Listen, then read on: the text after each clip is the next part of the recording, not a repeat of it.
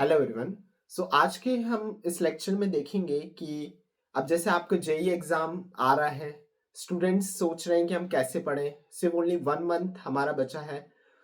अब इस 1 मंथ में हमें क्या करना चाहिए जिससे हम एक अच्छा रैंक ला पाएं, अच्छी कॉलेज हम सिक्योर करें और जेई एडवांस के लिए क्वालिफाइड हो जाएं।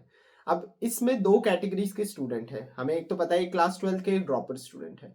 ड्रॉपर स्टूडेंट्स का सबसे पहले ड्रॉपर स्टूडेंट्स की बात कर लेते हैं। ड्रॉपर स्टूडेंट ऑलरेडी उनके पास टाइम है, अभी दिसंबर वाला उनके पास टाइम है आराम से। फिर आगे वो सेकेंड अटेम्प्ट के लिए भी अच्छा कर सकते हैं क्योंकि उनके पास बोर्ड वाला भी है, वो भी टाइम है। तो ड्रॉपर स्टूडेंट्स के लिए काफी अच्छा है थोड़ा सीन, पर वहीं उनके पास टेंस भी है कि उनके पास लास्ट ईयर ही बाकी है, सिर्फ एक ही साल है। बाकी ट्वेल्थ वाले स्टूडेंट्स जो है थोड़े स्ट्रेस अप उसमें है कि उनके प्रैक्टिकल्स एग्जाम स्टार्ट होने लगे, प्री बोर्ड एग्जामिनेशन स्टार्ट हो गए। तो उन सब में वो कैसे जेई के बारे में करते जाएं। और बहुत से ऐसे स्टूडेंट्स हैं जो हैं जो जैसे ट्वेल्थ में है या ट्वेल्थ के ये मोस्टली देखिए जिन्हें अभी मतलब इतना पढ़ा नहीं है जेई के लिए, वो सोच रहे हैं कि हम भी अपियर कर लें जेई के लिए, हम एडवांस के लिए क्वालिफाइड वगैरह हो जाएं। तो अब क्या करें, लास्ट टाइम हमारा बचा है, ओनली 1 मंथ इज रिमेन। अब हम इसमें क्या करें। टेस्ट, अब बहुत से कोई कोचिंग इंस्टीट्यूट में आए हैं तो उनके टेस्ट सीरीज भी चल रही है, टेस्ट में मार्क्स नहीं आ रहे हैं तो भी स्टूडेंट्स स्ट्रेस में है, बिल्कुल टेंशन में है कि मार्क्स ही नहीं आ रहे, क्या करें। तो देखो, अब जो लास्ट टाइम आपका बचा है उस लास्ट टाइम में आपको क्या करना है, सिर्फ और सिर्फ पीवाईक्यूज ही सॉल्व करने हैं। आप बहुत सारी बुक्स हैं या ऑनलाइन इतने सारे रिसोर्सेज हैं, उनसे आप पीवाईक्यू लिखा ले लास्ट 5 to 10 ईयर के। आप अगर उतना भी आपके पास टाइम नहीं है कि जैसे आप बोर्ड वाले ही हैं, आपके पास टाइम नहीं, तो लास्ट 3 ईयर 25, 24, 23, इन 3 ईयर्स के आप पीवाईक्यूज को बढ़िया तरीके से करें। इन 3 ईयर के भी पीवाईक्यू आप अच्छे कर लेंगे तो आपको पता लग जाएगा किस टाइप के क्वेश्चंस वगैरह आ रहे हैं। तो आपको पता लग जाएगा कि हमें इस टाइप के क्वेश्चंस आ रहे हैं, और इसी टाइप के क्वेश्चन, कुछ इक्के दुक्के क्वेश्चंस तो आपके रिपीट भी हो जाते हैं, तो आप इनको करिए। आप अब सोच रहे हैं बहुत से स्टूडेंट, अब जैसे तीनों सब्जेक्ट है हमारे पास, फिजिक्स केमिस्ट्री मैथ्स, हमारे पास तीनों ही सब्जेक्ट हैं। केमिस्ट्री ऑन द स्पॉट थोड़ा इजी लेवल पे होती है, फिजिक्स मीडियम है और मैथ्स थोड़ी टफ होती है। मैथ्स बहुत से स्टूडेंट को नहीं हो रही है तो वो सोच रहे हैं कि हम मैथ्स पढ़ते ही नहीं है। पर आप क्या करें, अब देखो बहुत से स्टूडेंट अगर मैथ्स पढ़ेंगे ही नहीं, तो आप देखिए मैथ्स में अगर आप 2, 3 या 4 सवाल भी बना के आ जाते हैं तो आपकी अच्छी परसेंटाइल उस केस में आ जाएगी।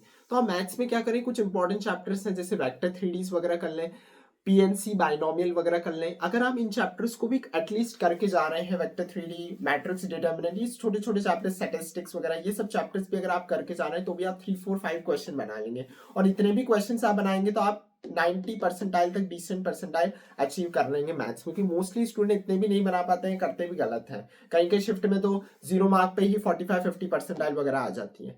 अब नई चीज है physics and chemistry. Physics and chemistry है, आसान है, डिफिकल्ट नहीं है, पर अब क्या कोर्स भी इनका बहुत ज्यादा है। तो फिजिक्स केमिस्ट्री में आप क्या करें, कोई भी चैप्टर ऐसा नहीं हो कि उसको छोड़ दें डायरेक्टली। मैं ऐसा भी नहीं कह रहा हूं कि उस चैप्टर को बढ़िया तरीके से करें। आप हर चैप्टर को बेयर मिनिमम लेवल तक करें कि आप थ्योरी उसकी कर लें और फिर उसके बेसिक बेसिक न्यूमेरिकल्स कर लें। सपोज आपसे इलेक्ट्रोकेमिस्ट्री नहीं हो पा रहा है, इलेक्ट्रोकेमिस्ट्री बोर्ड का वैसे करना चाहिए, तो आप केवल बोर्ड लेवल तक उसको कर लें कि बाय चांस कोई इजी क्वेश्चन आए या कोई थेरेटिकल क्वेश्चन आए तो मैं इलेक्ट्रोकेमिस्ट्री से कर पाऊं।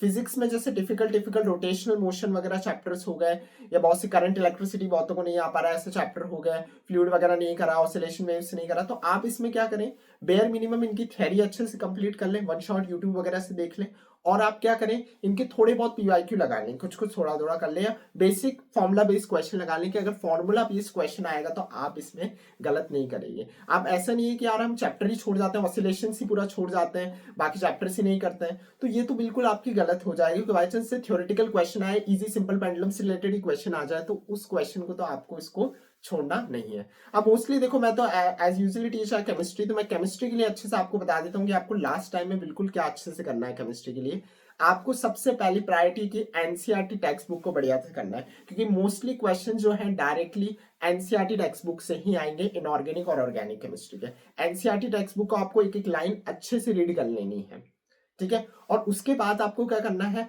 आप देखो लास्ट टाइम वैसे ही है, कुछ चैप्टर्स हमारे छूट गए हैं तो हमें उन चैप्टर्स पे इतना नहीं देना है कि अब सपोज ट्वेल्थ का तो हमें देखो अच्छे से होना चाहिए। अगर आप ट्वेल्थ एस्पिरेंट है, ड्रॉपर के लिए तो 11, 12 दोनों ही उनको आनी चाहिए। अगर आप ट्वेल्थ के स्टूडेंट्स हैं तो आप ट्वेल्थ के चैप्टर्स की बढ़िया तरीके से कर लें, ट्वेल्थ के ऑर्गेनिक अच्छे से कर लें, ये कर लें, और उन पे पीवाईक्यू लगाए। 11th के जो चैप्टर्स आपके छूट गए हैं तो आप सारे अगर आपके पास टाइम है तो कर लो, मैंने एक तो बताया कि आप ऊपर ऊपर से कर लो। और 11th में अगर आपको कोई चैप्टर ढंग से करना है तो कौन कौन से कर सकते हैं, chemical bonding, atomic structure, hydrocarbon and GOC, ये 4 चैप्टर आप 11th के अच्छे से कर लें, टाइम मिल जाए तो केमिकल इक्विलिब्रियम भी कर लें, केमिकल वगैरह ये मिल जाए तो आप इन चैप्टर्स को बढ़िया से कर लें, क्योंकि इनसे गारंटली क्वेश्चन आते हैं। केमिकल बॉन्डिंग से 2 से 3 क्वेश्चंस आते हैं, MO theory, hybridization, dipole moment, इन 3 टॉपिक से काफी क्वेश्चंस आते हैं, तो इनको आप बढ़िया तरीके से कर लें।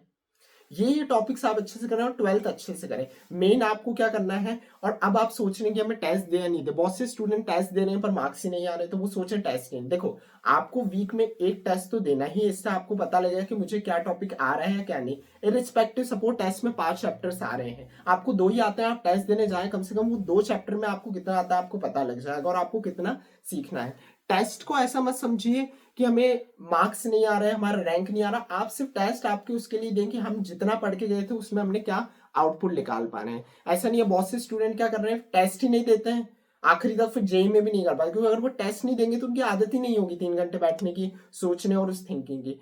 आप अभी मार्क्स को मत सोचिए, आपके 300 में से 60, 70, 80, 100 भी आ रहे हैं तो भी आप टेस्ट दीजिए।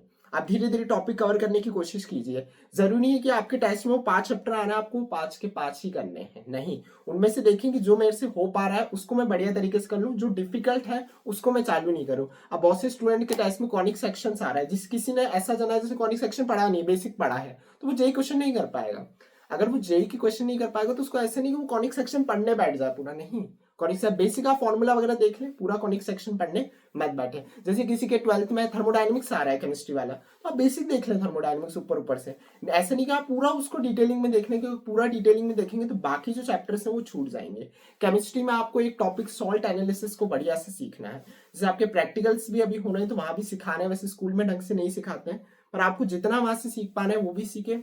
और आखिरी में सॉल्ट एनालिसिस को बढ़िया तरीके से करके जाए, कि सॉल्ट एनालिसिस 3 से 4 क्वेश्चंस आपके जेईई मेन में गारंटली आएंगे, और आई लें लास्ट 2-3 ईयर से, तो सॉल्ट एनालिसिस को आप बढ़िया तरीके से करें, ठीक है। और बाकी और भी मैंने देखो आपको मेन बता दी है सारी, और भी आपको कोई भी क्वेरीज होंगी तो आप मेरे को कमेंट सेक्शन में लिख सकते हैं। आपको कोई चैप्टर में अगर चाहिए कि डाउट है कि इस चैप्टर का हमें वीडियो चाहिए या पीवाई क्वेश्चन चाहिए कैसे करना, तो आप कमेंट सेक्शन में लिख सकते हैं। Thank you.